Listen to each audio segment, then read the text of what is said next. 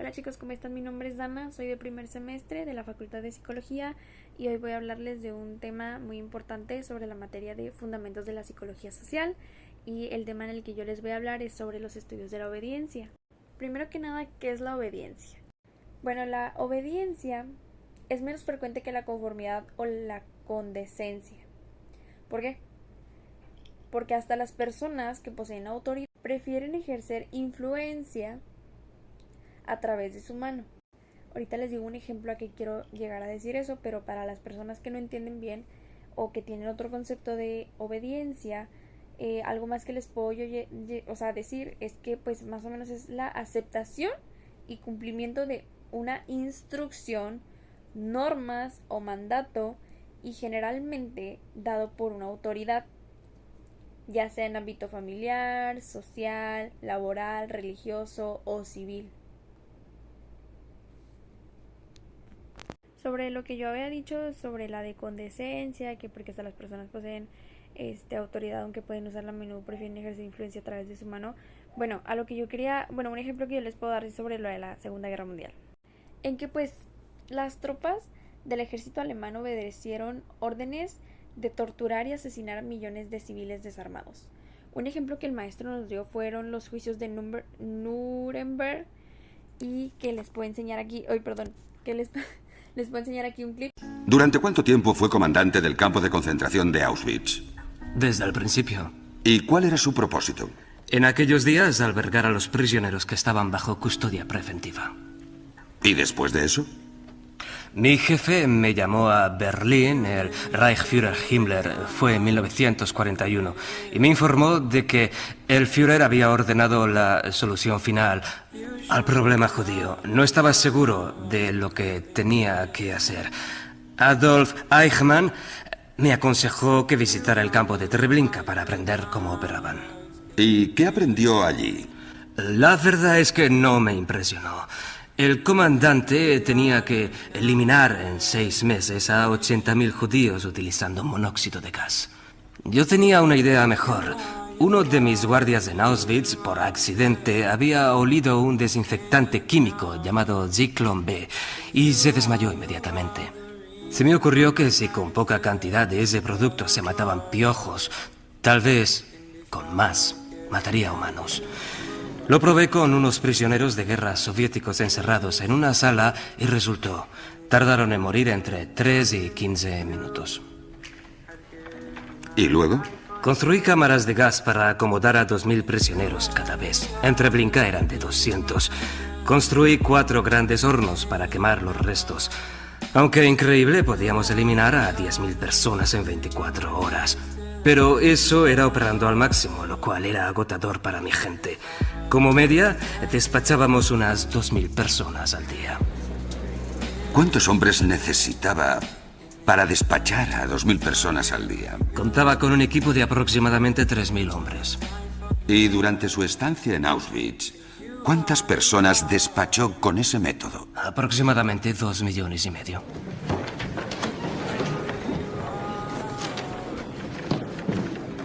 Bueno, básicamente el clip que acabo de poner fue que juzgaron, fue la primera vez que juzgaron a criminales internacionales, y que fue con un tribunal también reconocido por varias naciones, y pues que también sentó bases del derecho penal internacional, y que también pues estableció que los líderes pueden ser responsables penalmente, incluso si actuaron siguiendo órdenes. También vimos el estudio de Milgram. De hecho, creo que mi equipo, básicamente nosotros expusimos sobre eso, pero no expusimos tal cual el estudio de Milgram. Vimos como que algo antes y luego vimos el tema de Milgram en sí, cuál fue el estudio que él hizo. De hecho, ahorita les voy a explicar, tengo aquí todo la nota. Bueno, básicamente ahorita les voy a poner un video de cómo fue que yo vi el estudio de Milgram de otro equipo, tal cual como fue. Les voy a poner también un ejemplo de cómo fue lo de Milgram, y aparte pues les voy a explicar yo cómo fue que yo lo entendí, y también les voy a explicar cómo nosotros hicimos un tipo de ejemplo igual. Básicamente nosotros pusimos imágenes no sé si han visto las imágenes de que, pues por ejemplo, hay el punto rojo y está dando vueltas a algo y que hay unos números por ahí, tienes que como que tratar de ver cuáles son, o no sé cómo se llaman ese tipo de imagen, pero pues es de que una imagen así que no puedes ver bien los números que se ven. Entonces pusimos unas imágenes nosotros, nuestro equipo, ahí en la pantalla, y pusimos a 7 personas que según nosotros elegíamos al azar, preguntábamos y elegíamos a esas personas inconscientemente, pero ya las habíamos elegido desde antes de clases, ya teníamos nosotros las personas que tenían que confundir a una persona que íbamos a elegir que no tuviera nada que ver con todas esas personas que nosotros elegimos, que fueron las personas como los actores, y esa persona pues era la única que no sabía nada. Entonces, básicamente o sea, era sobre la presión social, pero yo también lo relaciono con el tema de Milgram, porque a final de cuentas estás haciendo que una persona se confunda, o no sé si me esté basando en él. Bueno, creo que eso ya no era parte de lo que tenía que explicar, pero bueno, el estudio de bueno, básicamente el estudio de Milgram fue un experimento que se llamó obediencia a la autoridad. Y pues básicamente lo que se quería conseguir con este experimento era medir el grado en el que las personas obedecíamos a la autoridad. ¿Qué tan, o sea, a qué tanto llegamos? ¿Ok? El experimento constaba de 3 personas. Era la autoridad, el participante y un actor. El participante número 1 y el participante número 2. El participante número 1 era la autoridad. El participante número 2 era una persona, un actor. Y el participante número 2 era el que estaba ayudando junto con la autoridad. ¿Ok? En el experimento, la autoridad le da una serie de instrucciones al participante número 1. Y el participante número 1 tenía que darle una descarga eléctrica al participante número 2. Bueno, es la autoridad. El participante 1 es la persona que no tiene nada que ver, y el participante 2 es el actor. ¿Ok? La autoridad pues obviamente va a ser la principal. Ahorita les enseño un video para que me entiendan un poquito más, porque la verdad ni yo no sé cómo darme a entender. Bueno, como le tenían que dar una descarga eléctrica al participante número 2, que es el actor. Era una mentira, no le estaba dando ninguna descarga eléctrica al participante número 2. Pero el participante aún no lo sabía antes de empezar el experimento del equipo de Milgram. Y pues dijo, no creen, o sea, lo que Milgram creía era que pues que la gente no iba a llegar hasta ese punto. O sea, básicamente dijo, no creemos que nadie vaya a aplicar la descarga máxima al participante número 2. La descarga máxima que puede aguantar una persona hasta quedar inconsciente es de 300 voltios. Entonces el equipo dijo, no creemos que nadie va a llegar allí. El equipo de Milgram pensó que la obediencia a la autoridad en el experimento iba a ser del 0%. Imagínense el desconcierto tan grande en el equipo de Milgram cuando se dieron cuenta de que más del 60% de participantes aplicaron un voltaje de más de 400 al participante número 2, ¿verdad? Ningún participante paró en los 300 voltios, y ningún participante en ningún momento dijo, hey, ya no quiero seguir participando en esto. Eso sí, el participante que tenía que aplicar la descarga eléctrica principal al participante número 2 durante todo el experimento se mostraba visiblemente, o sea, angustiados, preocupados, nerviosos, ansiosos, y al finalizar el experimento, pues se le explicó al participante que todo era una mentira y que en verdad no le había aplicado ninguna descarga eléctrica a nadie. O sea, y por supuesto los participantes sintieron una sensación de alivio al saber que pues que no los habían matado ni nada. Y pues bueno, Milgram llegó a 2 conclusiones. La primera, pues la teoría del conformismo, en donde un sujeto que no tiene la capacidad de tomar decisiones transfiere ese poder según la jerarquía de su grupo, en este caso el participante número 1, que le transfirió la toma de decisión a la autoridad. Y el segundo es la teoría de la cosificación, donde la persona se ve a sí misma como un instrumento de otra, siendo esa otra responsable de todo lo que yo como persona haga. No sé si me di a entender. O sea, obviamente les voy a poner un video para que más o menos me entiendan. Pero bueno, ahí va el video.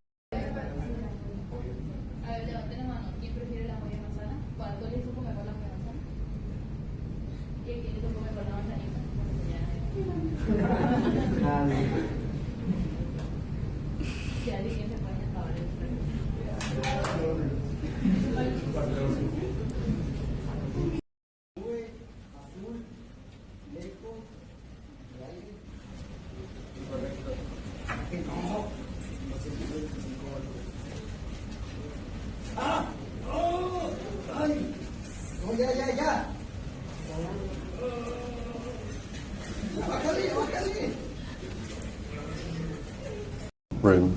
No. Yeah, you don't know each other. No. We don't actually know how punishment affects learning.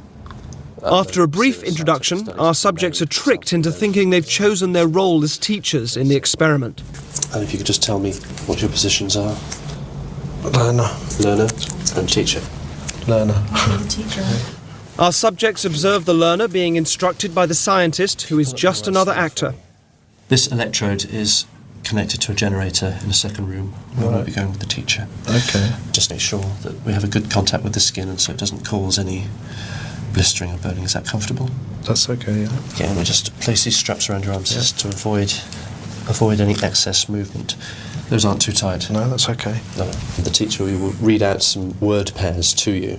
Blue girl. The learner is told he's going to be asked a series of memory questions by the teacher. He will have to remember word pairs and then correctly remember them when offered multiple choices. If the answer is incorrect, you will receive an electric shock. The teacher is then taken next door and shown the generator, which ranges from 15 volts all the way up to a lethal 450 volts. The domestic electricity supply in the UK is, of course, 240 volts.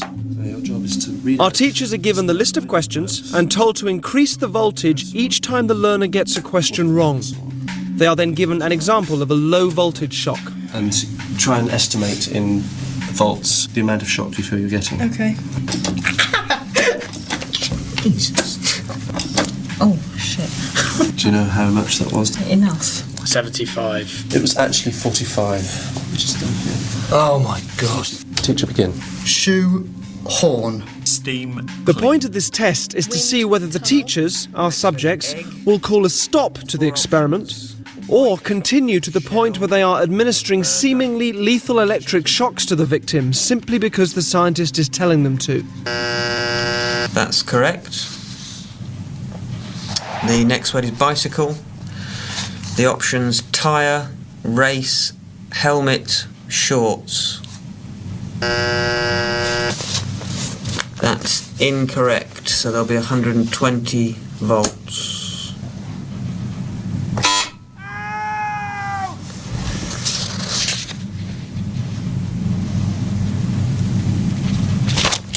I don't think I want to do this anymore. If you could continue, please, teacher. There is... No, I don't think I'm going to do anymore. The experiment requires you to continue. Yeah, even so, I don't think I'm going to do anymore. Correct. The captain. According to plan, our accomplice provided many wrong answers. Each protest was coordinated to a particular shock voltage on the generator, and his responses were played via a CD. That's wrong. 150 volts.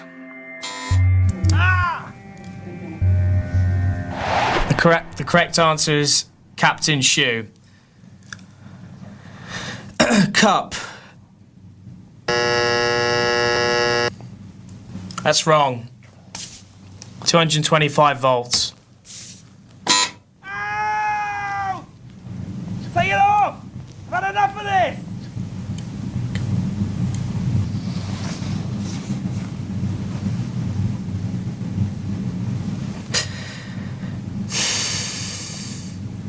He's in a lot of pain, Continue, please. but he's not comfortable. We must continue to the end of the experiment. Whether the learner likes it or not, he has to go on until he's learnt the words correctly. Okay.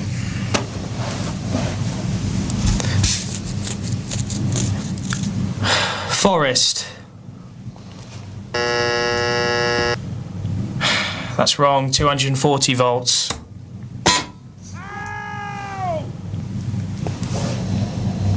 Are you sure this is not causing any lasting damage? He sounds like he's in a lot of pain. Well, the shocks might be painful, they're not harmful. What does that mean, though? They're not harmful. Sorry, I'm not getting you. When you say that they might be painful but not harmful, They cause no long-term damage. because so what does that mean? That it doesn't leave any scars? It causes no damage.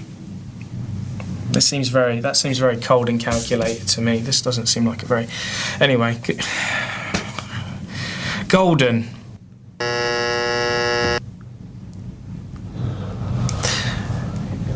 That's wrong, mate. 300 volts. Ow! That's enough! I refuse to answer anymore! Just let me out! Staple. The options are diet, jar, balcony, and bowl.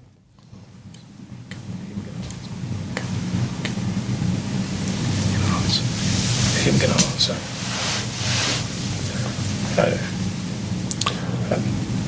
If the learner doesn't answer in a reasonable time, say 4 to 5 seconds, then you have to treat the answer as wrong and follow that procedure. Did you hear that, learner? Just any response, mate. Come on. Wild guess. Oh, man, come on. Please continue. 345 volts, if you're still with me. I'm sorry. I can't do this, honestly. Can we stop this experiment? Because I can't do this. If you don't continue, we'll have to discontinue the experiment. Yeah, okay, fine. That's fine. I'm not going to do this. Incorrect. 405 volts.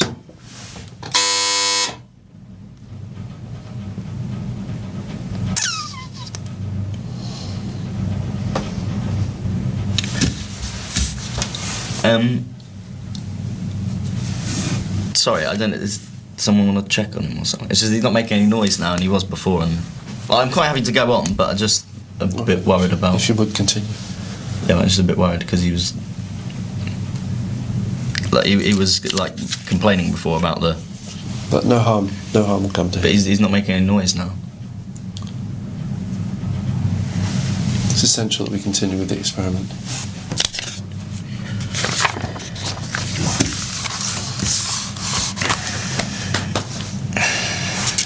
Balcony. Incorrect. 450 volts.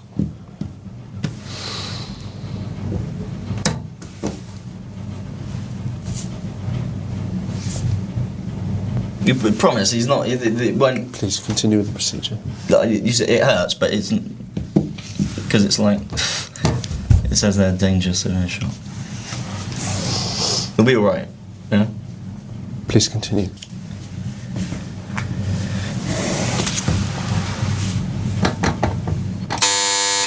Okay, I think we'll discontinue the experiment there.